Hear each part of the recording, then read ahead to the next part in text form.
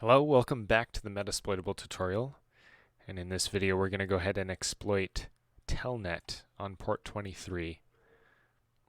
So Telnet is a protocol similar to SSH where you can, log in from remotely, but it doesn't have the same encryption as SSH. And so it's not encrypted at all, in fact. So generally you don't want to use it in normal everyday stuff. But in this case, it's open on this machine, so we can take advantage of that. There's two main ways that we can take advantage of Telnet on this system. So go ahead and pause the video, maybe do a little research, see if you can figure out how to get into the Metasploitable virtual machine using Telnet.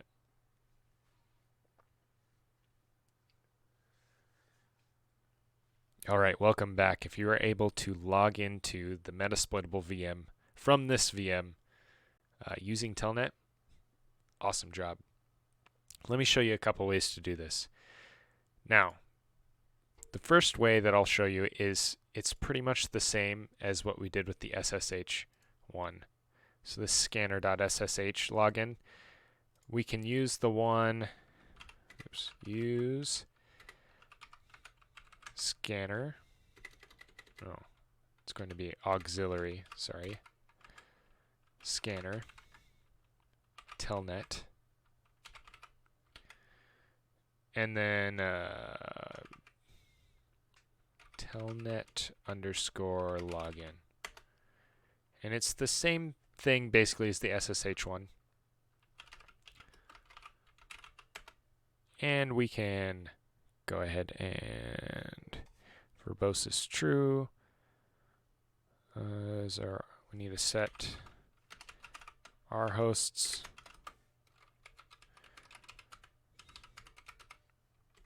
and we need to set our user file, which we'll use the same exact ones as before, and our pass file.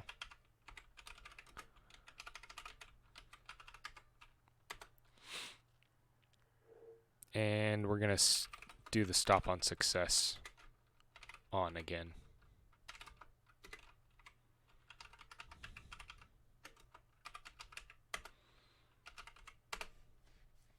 All right, and this is going to do the exact same thing as the SSH one did. And we'll wait, and it should get to that MSF admin, and let us in.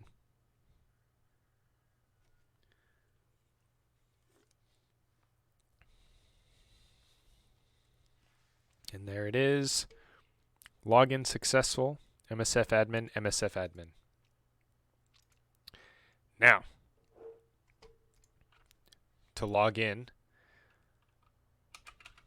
you just do telnet 192.168.66.131, just like that, and it'll give you a login. And now we know that this is the correct login. Oh, except I typed that wrong.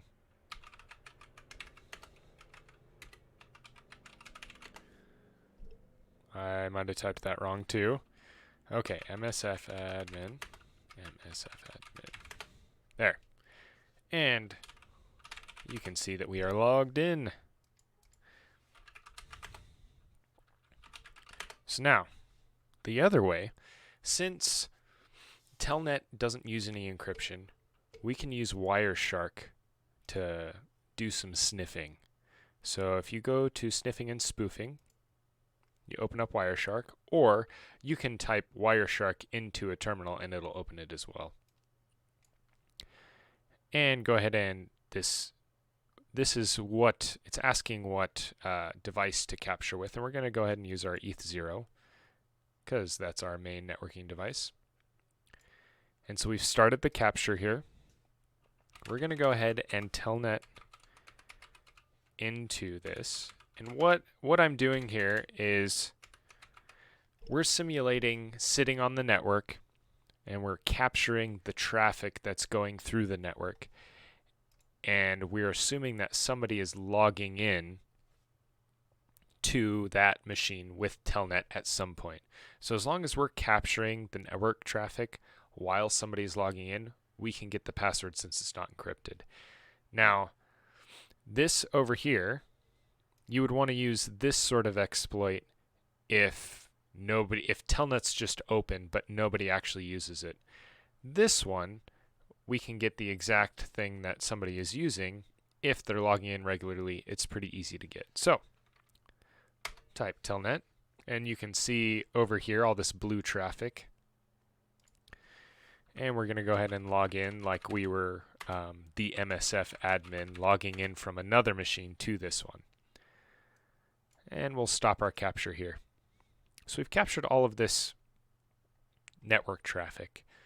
And basically what we've done is we've captured somebody logging into the Metasploitable machine via Telnet. But this doesn't really make any sense just looking at it like this. The way that we do that is if we go to Analyze, go down to Follow, and then TCP Stream. This looks a little more familiar, huh?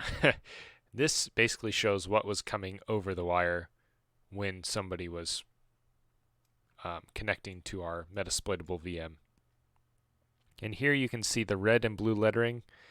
The red is what was typed on the keyboard, and the blue is what was printed out on the screen. So you can see all this is blue because it was printed out on the screen. Then you have the MMSS. So the first one is what was typed on the keyboard. The next one is what was shown up on the screen. And you can see there, over here, when you type in the username, it pops up on the screen. When you type in the password, it does not. So right here, we can see the password is MSFadmin. So we basically captured what somebody typed over the network when they were logging in with Telnet. And this is one of the reasons why you shouldn't use Telnet to work on your machines. You should use SSH because it's better. All right, and that's all for Telnet. I'll see you in the next video.